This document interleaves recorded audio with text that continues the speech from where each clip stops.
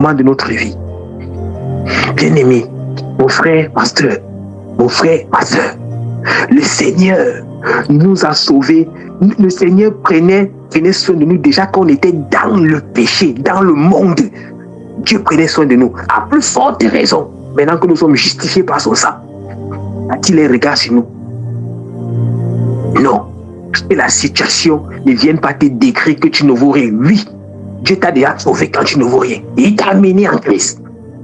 À plus forte raison, te donnera-t-il le roi, te fait-il co-héritier de Christ. Plus forte raison, te fait-il co-héritier de Christ. Regardez quel amour Dieu nous a témoigné en nous appelant enfants de Dieu. Et nous le sommes. Et nous le sommes, bien aimés. Tu es un enfant du Seigneur. Tu ne l'as pas, c'est Dieu, c'est la volonté de Dieu. Il ne t'a pas demandé ton avis. Il ne t'a pas demandé ton avis. Et les promesses qu'il a faites. Et les promesses qu'il t'a faites, bien-aimé. Il a dit, je serai avec toi, je te délivrerai, bien-aimé. Il n'a pas demandé l'avis de Satan. Il a déclaré la chose. Et la chose est ainsi. Et Dieu nous donne la grâce, mes frères. Que Dieu nous donne la grâce, mes sœurs, de regarder à celui qui est dans l'invisible. De regarder au trône de grâce. Afin que ce soit des livres que nous tirons notre joie, que nous tirons notre espérance dans le trône de grâce. Que Dieu nous accorde cette grâce-là, de regarder à lui, que les épreuves de la vie ne viennent pas nous abattre, car Dieu est plus fort que toutes ces épreuves de la vie. Que par sa grâce, que par sa puissance, que par tout ce qu'il nous donne par son serviteur, que notre foi soit bâtie, soit épurée, soit rendue. On dit que c'est plus précieux que l'or, que toute tâche, que tout ce qui pouvait encore faire obstacle, ou bien tout ce qui pouvait nous amener encore à nous poser des questions, que Dieu disperse ces choses, afin que seul son précieux nom, seul sa gloire infinie, seul sa bonté infinie soit l'objet de méditation de notre cœur. Et Dieu nous accorde cette grâce-là. Que Dieu nous accorde cette grâce. Il n'y a rien. Dieu a fait le monde par sa parole.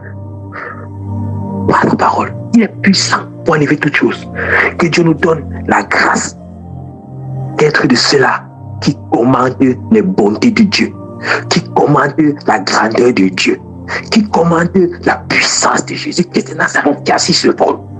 Que Dieu nous donne la grâce d'être de ceux-là qui méditent dans le cœur les bontés de l'Éternel. Elles se renouvellent chaque matin que Dieu t'a donné le souffle, bien-aimé, mon frère, ma soeur, chaque matin que Dieu te donne le souffle, ça signifie qu'il a eu un regard sur toi, ça signifie qu'il a les regards sur toi, indépendamment de ta situation. Il n'a pas dit que Dieu aurait les regards sur toi, sinon Dieu a les regards sur toi. Rendons-lui grâce pour toutes choses, en face de toute situation, que les épreuves ne viennent plus d'abattre, et les épreuves ne viennent plus de distraire, mais que nos regards soient fixés sur le Seigneur Jésus-Christ de Nazareth. Alors on verra aussi les situations de nos vies, on verra aussi les situations de nos vies changer, on verra aussi l'avancement dans les choses, que ce soit dans notre ministère, dans nos familles, qu'on appelle les bontés de Dieu dans notre vie, en méditant, en rendant grâce à Dieu en toutes choses. Donc,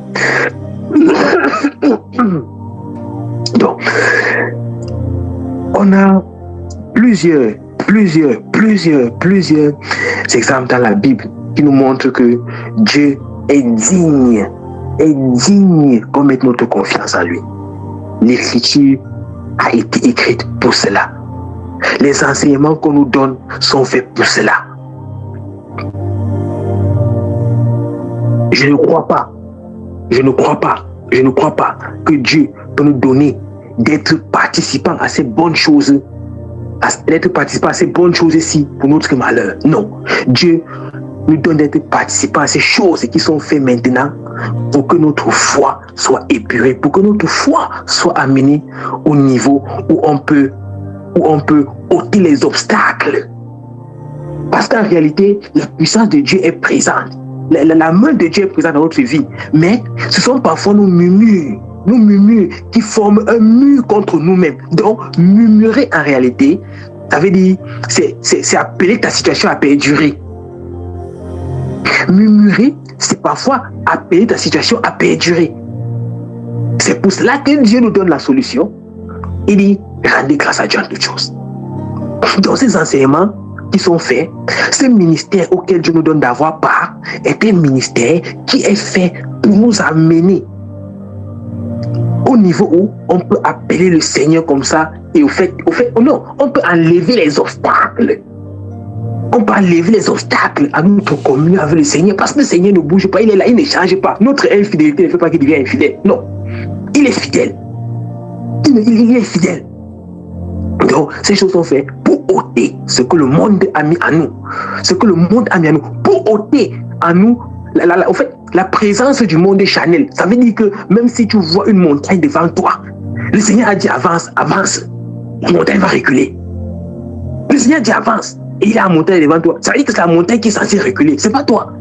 Donc Dieu nous donne la grâce. Par ces choses ici, par ces enseignements, par ces ministères par ces ministères dont il nous donne d'être participants, de monter, d'être épurés, d'être nettoyés, d'ôter les obstacles.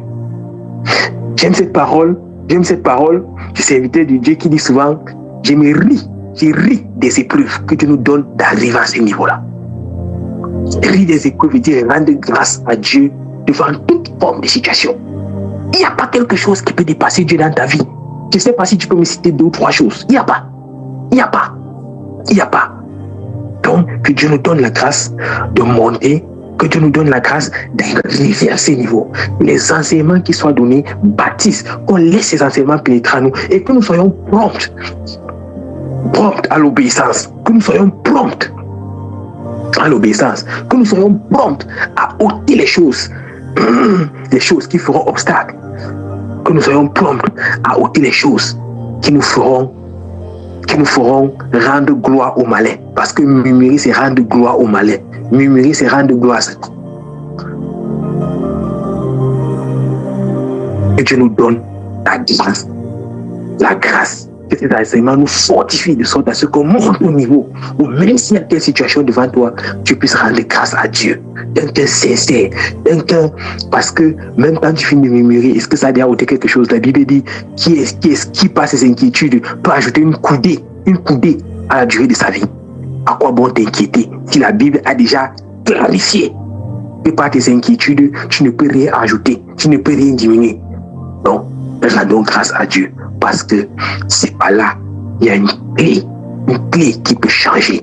C'est pas là que tu peux appeler un tremblement de terre.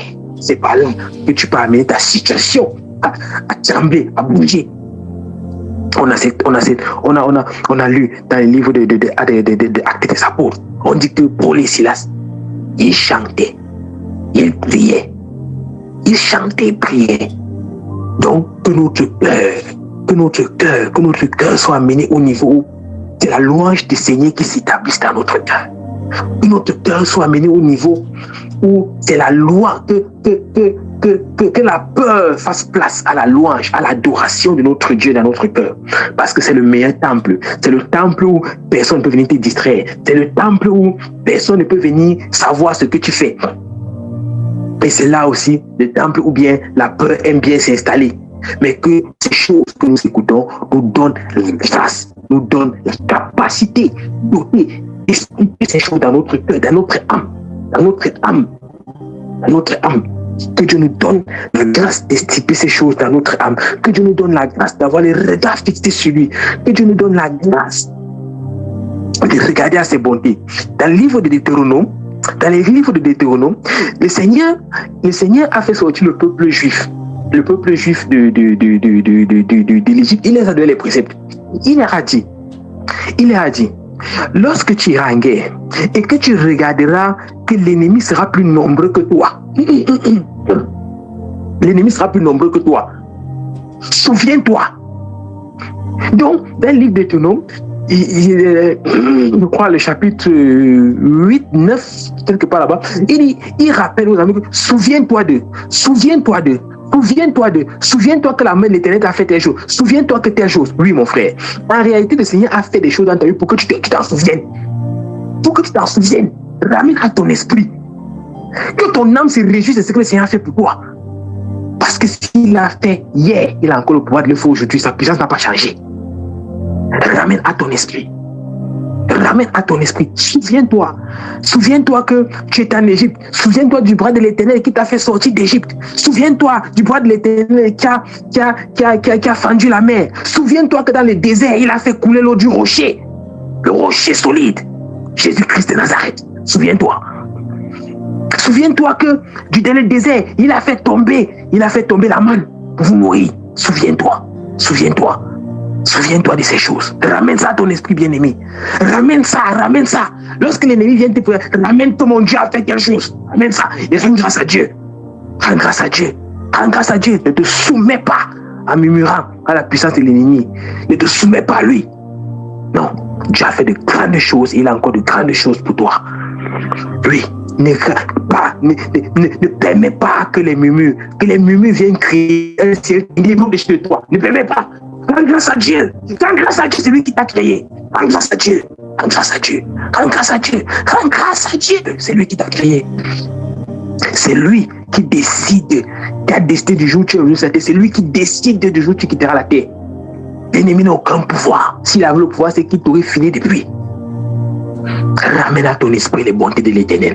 Ramène à ton esprit ce que Dieu a fait pour toi.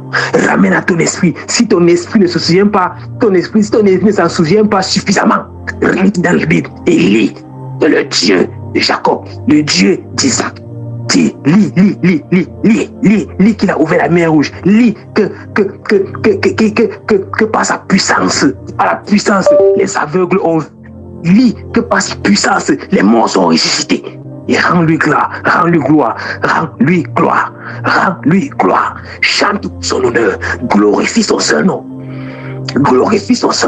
Et tu briseras les chaînes des ténèbres. Tu briseras la montagne qui est devant toi. Au nom de Jésus-Christ de Nazareth. Rends-lui gloire. Rends gloire au Seigneur de gloire. Le Seigneur n'a rien mis dans sa parole qui soit banal.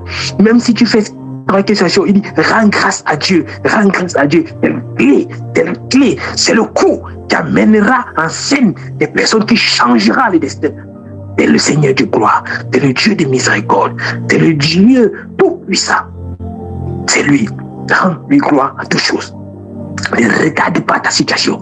Ne regarde pas ça. Ne regarde pas à tout ce qui peut venir être comme montagne dans ta vie. Ne regarde pas ça. Jésus-Christ a dit, et il les regarde. C'est Jésus-Christ. Et il les regarde. C'est celui qui a le pouvoir de changer la situation. Rendez-lui grâce en toutes choses.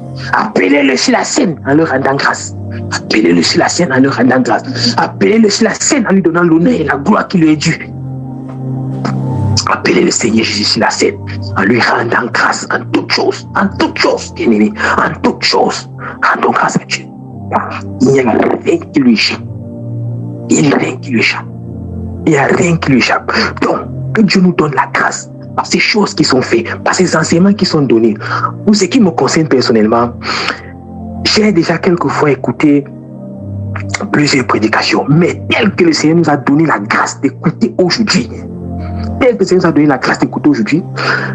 je veux dire dans ce ministère, pour ce qui me concerne, j'ai très peu écouter des choses qui peuvent amener ta foi au niveau où tu sais que si tu dis, la chose va s'accomplir. Que Dieu nous donne la grâce de faire. Quand j'écoutais les enseignements, les enseignements il y a quelque chose qui me revenait à l'esprit. Alors c'était dans le livre de Actes des Apôtres, où Paul disait que repentez-vous, convertissez-vous, afin que le Seigneur attend. Je vais lire ça. Je vais lire, vous me m'aider.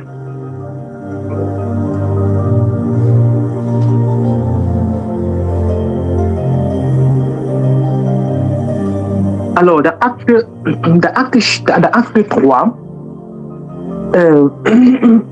3, Acte chapitre 3.